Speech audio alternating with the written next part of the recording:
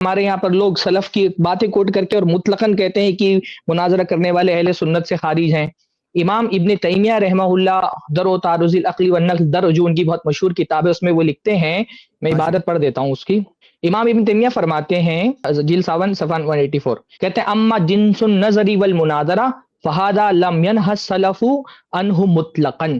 کہ رہا معاملہ نظر و مناظرے کا تو سلف نے مطلقاً اس سے منع نہیں کیا ہے، یعنی علل اطلاق بغیر کسی قید کے مناظرہ کر ہی نہیں سکتے، سلف کے یہاں یہ قول نہیں ہے۔ بل ھذا اذا کان حقا، بلکہ جب یہ حق ہوگا، یعنی مناظرہ کرنے والا جب حق پر ہوگا، کان مأمورا بہ تارۃ ومنہیا عنہ تارۃ، تو کبھی ایسا ہوگا کہ اس کا حکم دیا جائے گا اور کبھی اس سے منع بھی کیا جائے گا۔ امام ابن تیمیہ رحمہ اللہ نے، دیکھیے یہاں پر دیکھیے عبارت سامنے موجود ہے،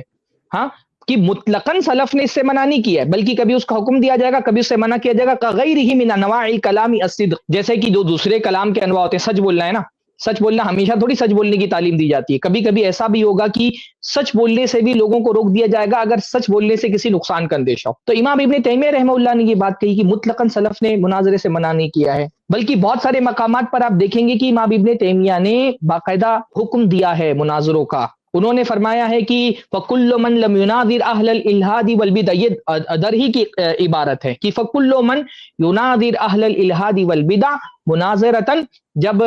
جو ہر وہ شخص جو اہل الحاد اور اہل بدعت سے مناظرہ نہیں کرتا ہے، وَتَقْطَعُ دَابِرَهُمْ، اور ان کی جڑ نہیں کاٹ دیتا ہے، لم یکن اعطى الاسلام حقہ، فرما رہے ہیں کہ اس نے اسلام کو اس کا حق نہیں دیا جو مناظرہ نہیں کرتا، ولا وفى بموجب العلم والایمان، اور اس نے علم و ایمان کا جو تقاضا تھا اس کو پورا نہیں کیا، ولا حصل بکلامہ شفاء الصدور وطمانیۃ النفوس، اور اس کے کلام سے دلوں کو شفا اور نفوس کو اطمینان حاصل نہیں ہوا، ولا افاد کلامہ العلم والیقین، اور اس کے کلام سے علم و یقین کا فائدہ نہیں ہوا۔ یہ امام ابن تیمیہ رحمہ اللہ فرما رہے ہیں۔ امام تیمیہ نے یہ بات کہی ہے کہ مناظرہ سے کبھی کبھی روکا جاتا ہے، جیسے جدال سے کبھی کبھی روکا جاتا ہے، یعنی کبھی کبھی جو جہاد ہوتا ہے نا اس سے بھی روکا جاتا ہے۔ کب روکا جاتا ہے؟ جب لڑنے والا کمزور ہو اور پتہ چلے گا کہ یہ لڑنے سے جو ہے اور اس کو نقصان پہنچے گا الٹا فائدہ ہونے کے، تو جدال سے بھی روک دیا جاتا ہے، یعنی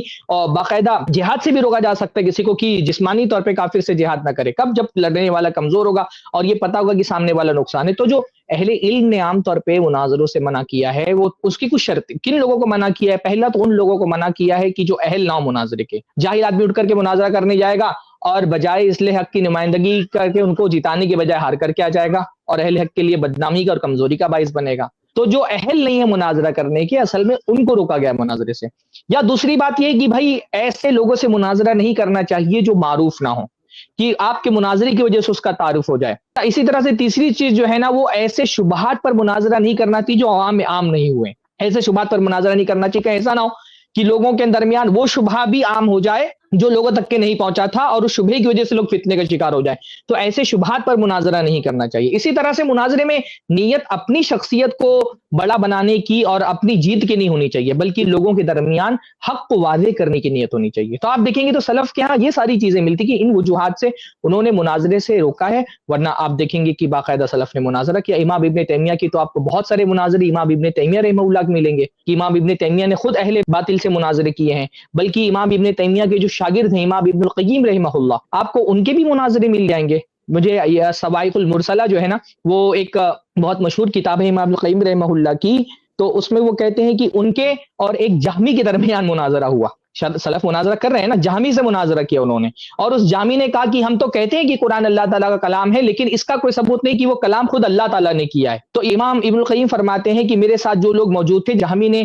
یہ اپنا دعویٰ پیش کیا تو میرے ساتھ کے لوگوں نے باقاعدہ حدیثیں پیش کی کہ ایک حدیث کے اندر آتا ہے اذا تکلم اللہ بالوحی، کہ اللہ تعالیٰ نے وحی کے ذریعے سے کلام کیا۔ اسی طرح حضرت عائشہ کی حدیث پیش کی کہ انہوں نے فرمایا لشانی کان احقر من ان یتکلم اللہ فی بوحی یطلا۔ جب واقعہ پیش ہوا تو حضرت عائشہ نے کہا کہ میں تو یہ نہیں سمجھتی تھی کہ میری ایسی شان ہوگی کہ اللہ تعالیٰ میرے بارے میں وحی میں کلام کرے گا۔ جب دلیلیں دیں تو بات ثابت ہو گئی، اور جہمی جو ہے اس کا چہرہ ایسا بن گیا جیسے اس کو کسی نے کوئی کڑوی چیز کھلا دی ہو، یا کوئی گندی جو ہے نا اس نے بو سونگ لی ہو، ایسا اس کا منہ بن گیا۔ تو سلف مناظرہ کرتے بھی تھے بھائی، امام شافعی سے لے کر امام ابن القیم تک کے کتنے سارے آپ کو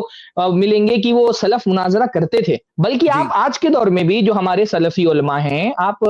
شیخ صالح الفوزان ہوں یا شیخ روحیلی ہوں، آپ ان کی دروس اٹھائیں، خالی آپ جو ہے نا ان کے دروس میں آپ دیکھیں. میں انشاءاللہ بھی کچھ ویڈیوز بھیجوں گا، شیخ کفایت شاید کچھ بولنا چاہ رہے ہوں گے، وہ بولیں گے. میں کچھ ویڈیوز میرے پاس ان کی بھی موجود ہے، میں نے دیکھے کہ وہ جو ہے کہا ہے کہ اگر جہاں پہ ضرورت ہو اہل باطل سے مقابلہ کرنے کی وہاں پر مناظرہ کرنا چاہیے. تو یہ مسئلہ مصلحت اور مفاسد سے متعلق ہے. اگر مناظرے سے فائدہ ہو رہا ہے لوگوں پر حق واضح ہو رہا ہے اور ضرورت ہے مناظروں کی، خاص طور پہ آج کے دور میں تو ایک ڈیبیٹ کا ایک ماحول بنا ہے ماشاءاللہ.